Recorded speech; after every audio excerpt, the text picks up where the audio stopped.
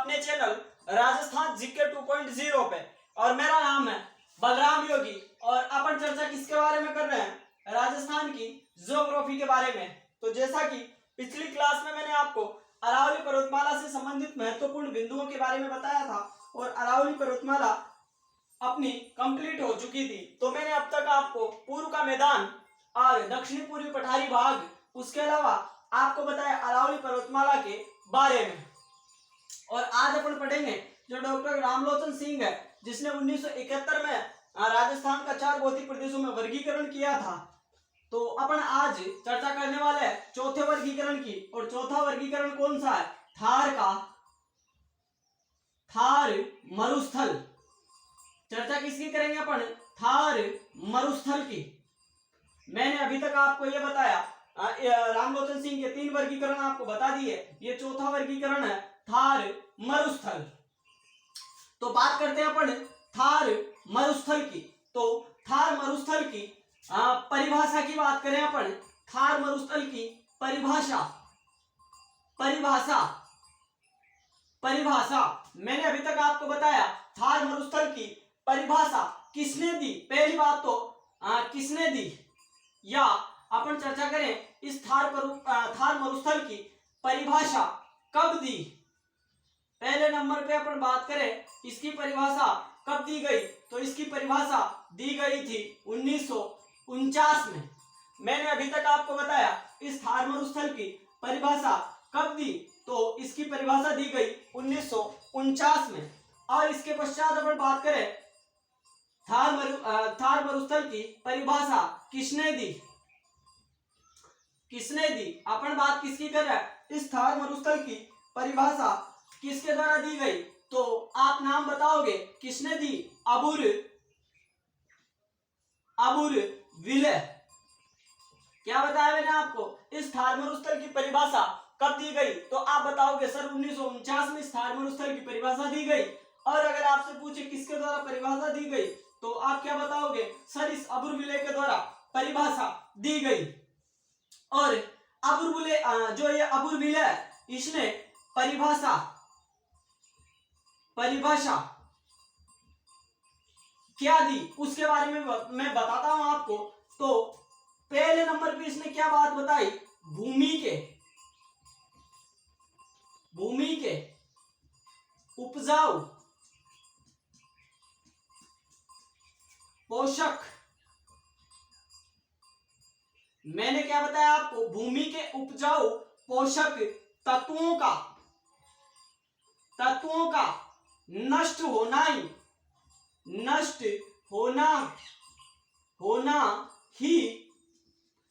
क्या है? मरुस्थलीकरण है। मैंने अभी तक आपको बताया इस थार मरुस्थल की परिभाषा कब दी गई, आप बताओगे 1949 में। किसने दी, तो आप बताओगे अबुर विले ने दी। और अबुर विले ने क्या बताया? भूमि के उपजाऊ पोषक तत्वों का नष्ट होना ही क्या है? मरुस्थलीकरण है। उसके अलावा इसने क्या बताया? भूमि का ह्रास होना ही मरुस्थलीकरण है।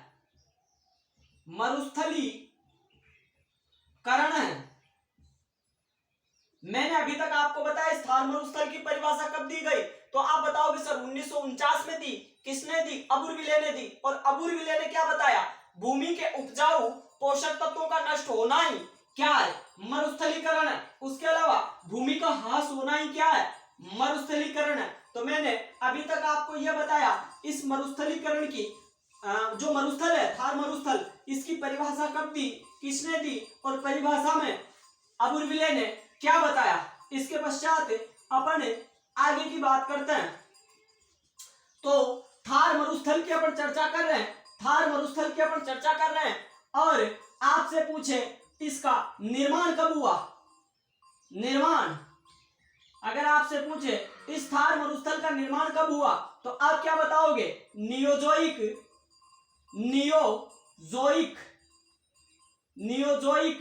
एरा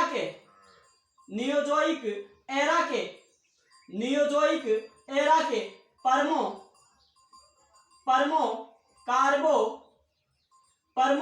कार्बोनिफेरस कार्बोनिफेरस युग में मैंने अभी तक आपको क्या बताया, इस थार मरुस्थल का निर्माण कब हुआ, तो इसका निर्माण हुआ था नियोजोइक एरा के परमो कार्बोनिफेरस युग में। उसके अलावा बात करें अपन आगे की, निर्माण किस काल में, अगर आपसे पूछे इसका निर्माण किस काल में हुआ तो आप क्या बताओगे, प्लीस्टोसिन काल। आप क्या बताओगे, प्लीस्टोसिन काल।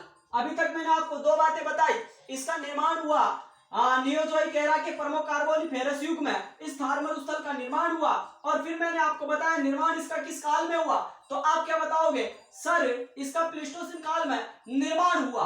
और आगे की बात करते हैं अपन, अवशेष किसका है, अवशेष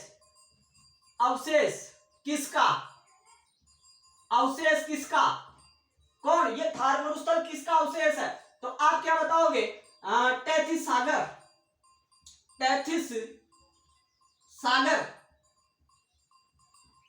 अवशेष किसका बताओगे आप, टेथिस सागर का अवशेष है। और नोट करके मैं आपको एक बात लिखवाता हूं, क्या, जो वेरी वेरी इंपॉर्टेंट बात है, वैसे मैंने जब आपको मैदान पढ़ाया था उस समय भी बताई थी, मरुस्थल तथा मैदान कौन सा, पूर्व का मैदान, मरुस्थल तथा मैदान टेथिस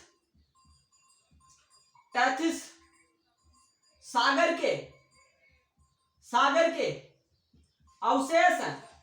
अवशेष हैं।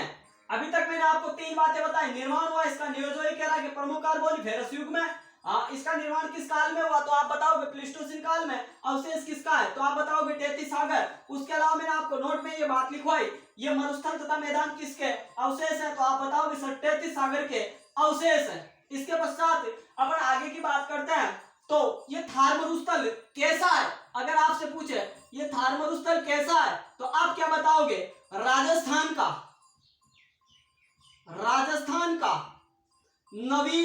नवीन का अर्थ नया, नवीन भौतिक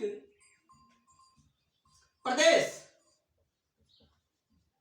क्या बताया मैंने आपको, ये थार मरुस्थल कैसा है तो ये राजस्थान का नवीन भौतिक प्रदेश है। इसके अलावा अपन बात करें इस थार मरुस्थल की, तो ये थार मरुस्थल विस्तार किसका है, अगर आपसे विस्तार की बात पूछी जाए, विस्तार तो विस्तार बताओगे आप सहारा के मरुस्थल का, सहारा मरुस्थल, विस्तार किसका बताओगे आप, सहारा के मरुस्थल का, सहारा मरुस्थल का ये विस्तार है। क्या बताया मैंने आपको, पहले बताया निर्माण, फिर निर्माण किस काल में हुआ, फिर अवशेष बताया मैंने आपको, और ये कैसा है, राजस्थान का नवीन भौतिक प्रदेश है। उसके अलावा मैंने विस्तार बताया आपको सहारा के मरुस्थल का, या फिर अपन इसको कह सकते हैं ग्रेट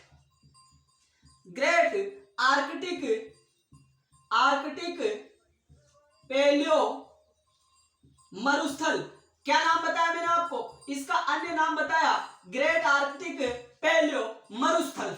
तो मैंने अभी तक आपको बताया इसकी परिभाषा के बारे में, कब दी, किसने दी, और परिभाषा में क्या बताया। फिर मैंने आपको निर्माण बताया, इसका नियोजोइक एरा के प्रमुख कार्बोनिफेरस युग में इसका निर्माण हुआ। निर्माण किस काल में हुआ, अगर आपसे पूछे तो आप बताओगे प्लीस्टोसिन काल में। अवशेष किसका है तो आप बताओगे टेथिस सागर, और जो भी मरुस्थल और मैदान है किसके अवशेष है, टेथिस सागर के अवशेष है।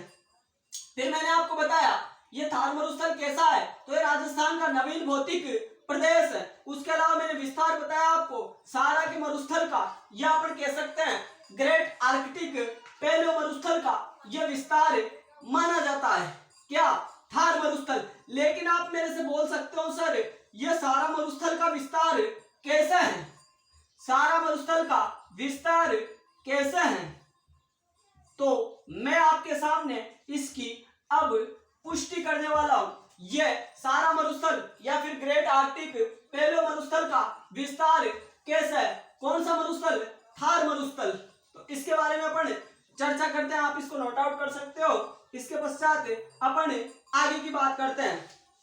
मैंने अभी आपको ये बताया ये विस्तार किसका है, तो आप क्या बताओगे सर सहारा के मरुस्थल का या फिर ग्रेट आर्कटिक पैलियो मरुस्थल का ये विस्तार है। कौन विस्तार है, तो आप बताओगे थार मरुस्थल। थार मरुस्थल विस्तार किसका है, सहारा के मरुस्थल का, या फिर अपन लिख सकते हैं ग्रेट आर्कटिक पैलियो मरुस्थल। तो ये विस्तार कैसे है इसकी मैं यहाँ पे पुष्टि करने वाला हूं। पुष्टि किसकी करेंगे, विस्तार कैसे है इसकी मैं आपके सामने पुष्टि करता हूं। देखो यहां पे मैं बनाता हूं,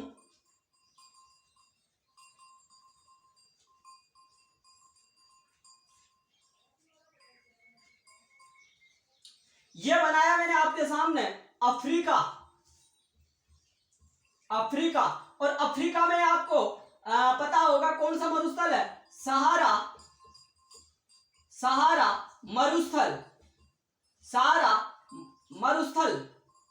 मरुस्थल।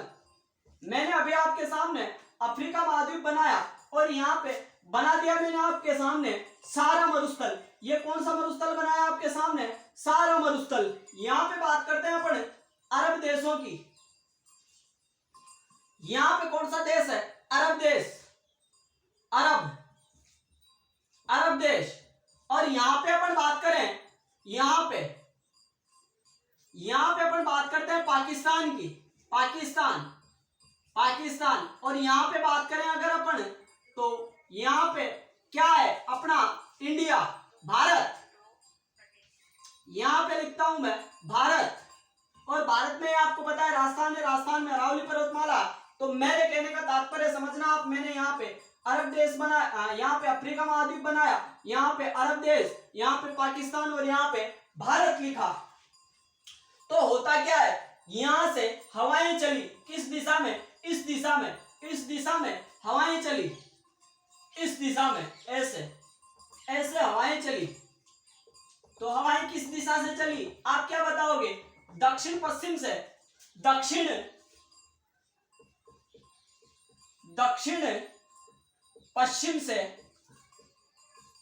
पश्चिम से उत्तर पूर्व। क्या बताया मैंने आपको, दक्षिण पश्चिम से उत्तर पूर्व की ओर हवाएं चली। और यहाँ पे बताया मैंने आपको अफ्रीका में सहारा मरुस्थल। तो यहाँ से जब हवाएं चली दक्षिण पश्चिम दिशा से, तो इस सहारा मरुस्थल की जो रेत है ये मतलब हवा अपने भाव के साथ कहां पे लेके आई, अरब देशों में यहाँ पे ये रेत जमा हो गई। और यहाँ पे क्या नाम मिला इसको, क्या नाम दिया, क्या नाम मिला, कहने का मतलब यह है अरब देश में जो सहारा के मरुस्थल से रेत उड़कर आई, उस रेत को क्या नाम मिला, तो उसको अपन बात करेंगे कबीर का मरुस्थल। कबीर का मरुस्थल क्या बोला गया इसको, कबीर का मरुस्थल कहा गया। मैंने अभी तक आपको यह बताया दक्षिण पश्चिम से उत्तर पूर्व की ओर हवाएं चली और हवा के जरिए जो ये सहारा मरुस्थल है इसकी रेत उड़कर अरब देशों में आई और अरब देशों में क्या नाम दिया गया, कबीर का मरुस्थल। और इस रेत का जो मतलब उड़ने का जो मामला था वह क्या था, 0.05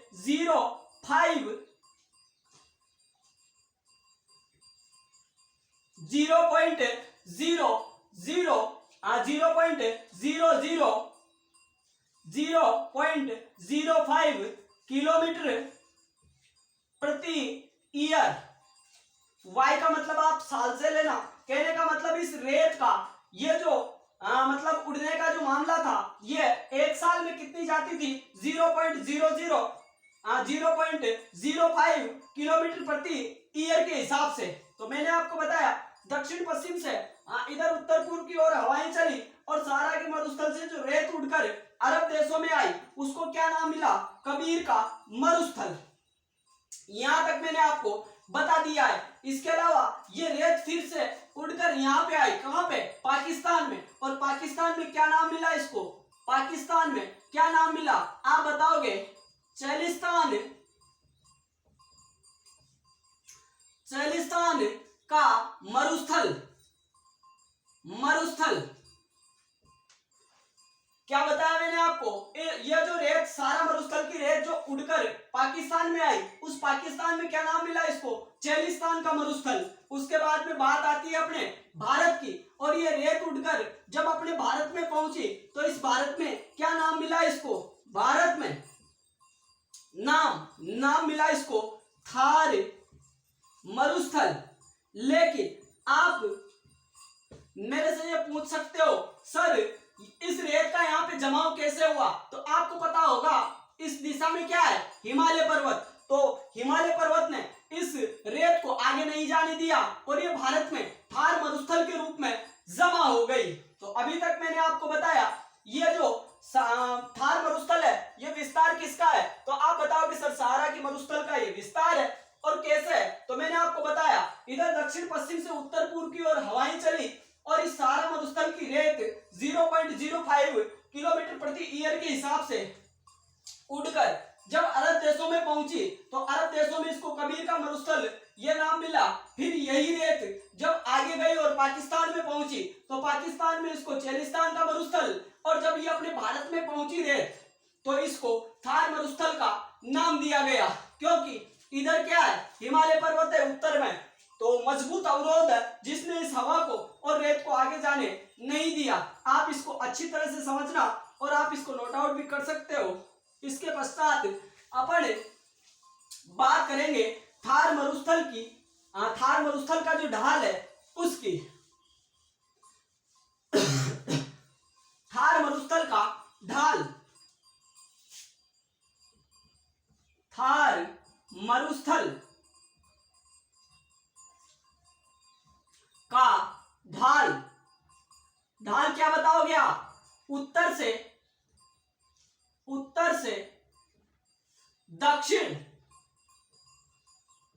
उसके अलावा आप क्या बता सकते हो, उत्तर पूर्व से दक्षिण पश्चिम। तो ये थार मरुस्थल का निर्माण कौन से काल में, विस्तार किसका है, अवशेष किसका है, इसके बारे में बताया मैंने आपको। विस्तार किसका है, सहारा की मरुस्थल का बताया। कैसे है, कैसे रेत उड़कर कहां पे गई, कितने किलोमीटर प्रति ईयर के हिसाब से रेत गई। और फिर मैंने आपको बताया थार मरुस्थल का ढाल, तो ढाल बताओगे आप उत्तर से दक्षिण, तथा आप बताओगे उत्तर पूर्व से दक्षिण पश्चिम। ये दोनों ही आंसर बिल्कुल सही है। या तो आपसे पूछा जाएगा उत्तर से दक्षिण, या आपसे पूछा जाएगा उत्तर पूर्व से दक्षिण पश्चिम। इसके पश्चात थार मरुस्थल के बारे में अपन आगे की चर्चा अगली क्लास में करेंगे। आज की क्लास और अभी के लिए इतना ही। धन्यवाद, आपका दिन शुभ हो।